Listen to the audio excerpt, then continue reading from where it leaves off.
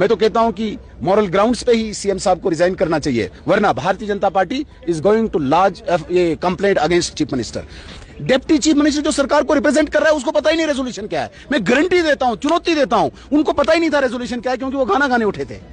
एक member resolution लाता है और वो गाने गा रहा है, मिर्ची लगी मिर्ची लगी। ये मुझे तो मतलब तज्जुब हुआ। मैं देख रहा था मैं किस असेंबली में बैठ रहा हूं। सीएम के पद पे बैठा हुआ व्यक्ति को इस प्रकार की बातें करनी चाहिए, वो भी असेंबली में। जो असेंबली इतनी पवित्र होती है, ऑगस्ट हाउस होता है, वहां पे आपने मिनिस्टर होने के बावजूद आपने कोई टेक्निकल जवाब देना है, आपने कोई लॉजिकल जवाब देना है। ये गाने सुना के इसने लोगों को मजाक करना है क्या? अनएम्प्लॉयमेंट में लोग नौजवान दर-बदर भटक रहे हैं, एक मेंबर रेजोल्यूशन लाता है और वो गाने गा रहा है, मिर्ची लगी मिर्ची लगी।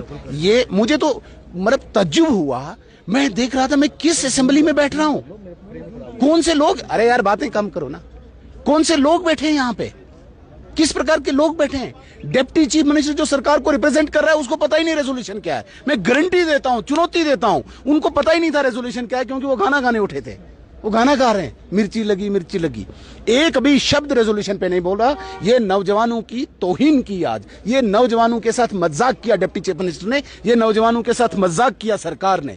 जिन नौजवानों ने एक आशा बांधी थी इस सरकार से कि हमारे लिए एम्प्लॉयमेंट पे बात होगी, यहाँ पे डिस्कशन होगी और सरकार को एश्योरेंस देगा, वो मिर्ची लगी गाना गा रहा है, नाच रहा है। क्या एक्सपेक्ट करते हो ऐसे डिप्टी चीफ मिनिस्टर से आप? मैं तो सीरियसली लेता नहीं। आपने सवाल पूछा तो मुझे मजबूरन बोलना पड़ा, अन्यथा इसको आप सीरियसली लोगे? इस प्रकार की बातें होनी चाहिए। यहां पे एक एक मिनट लाखों में जाता है, उस मिनट में सरकार की तरफ से टेक्निकल जवाब आना चाहिए था, कोई एश्योरेंस आना चाहिए था, कोई बात आनी चाहिए थी। वो गाना गा रहा है। ये नौजवानों के साथ मजाक है, ये जम्मू कश्मीर की जनता के साथ मजाक है, ये इस पवित्र हाउस के साथ मजाक है। आपत्ति मुझे कुछ नहीं है, मुझे आपत्ति सिर्फ चीफ मिनिस्टर साहब से।